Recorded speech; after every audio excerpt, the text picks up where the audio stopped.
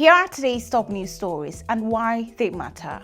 Tanzania has cancelled its Independence Day celebrations scheduled for December 9. Officials say the funds will help rebuild infrastructure damaged during post-election unrest. While this is not the first time the country has skipped the event, opposition critics argue the move is aimed at preventing planned demonstrations over last month's violence. DW's Naomi Jaseda reports from Tanzania.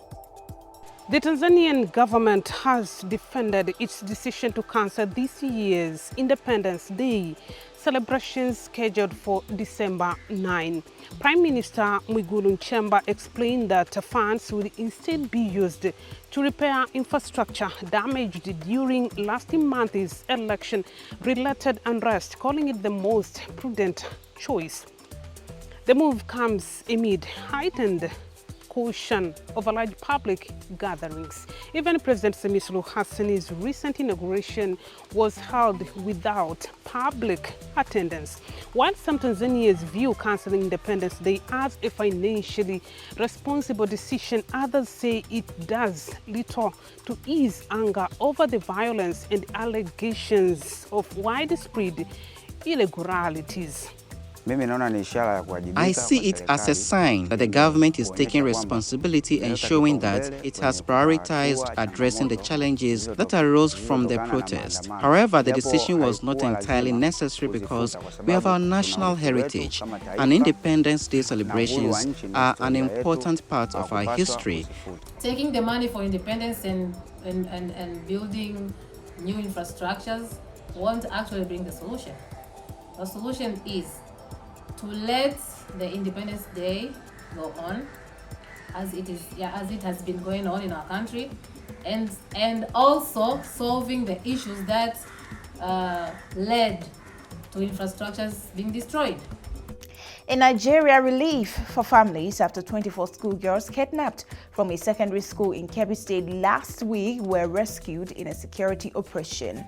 The country has faced a surge in mass abductions recently, fueling pressure on authorities to act. DW's Abiodun Jami reports from Nigeria. Authorities say they were rescued in a joint operation including security forces and local vigilantes. For families, it brings huge relief after days of anxiety. But the incident is yet another reminder of how vulnerable many schools remain, especially in rural communities where armed groups continue to operate.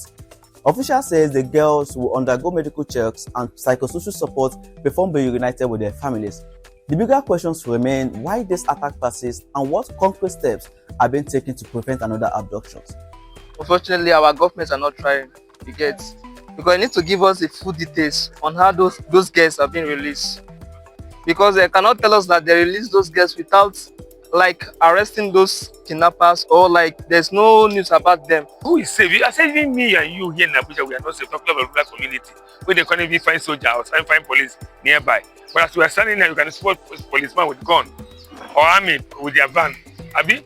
So the truth of the matter, what the rural community where they can stay people for 5 hours or 10 hours, they cannot say anything. I've also heard that sometimes they have intelligence that these things are going to happen, but still that doesn't stop the bandits and terrorists from carrying out their operations. So there is a major issue with Nigeria's security infrastructure, and we really need to address that.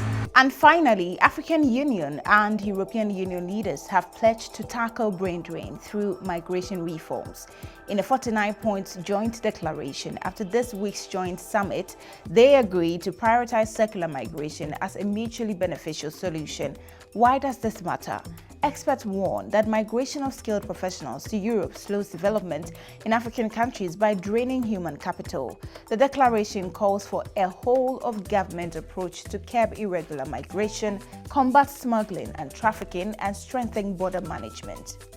That's all we have for you today. Don't forget to leave a comment, share, like, and subscribe to our channel, DW Africa. I am Ajua Tinkrama Domina.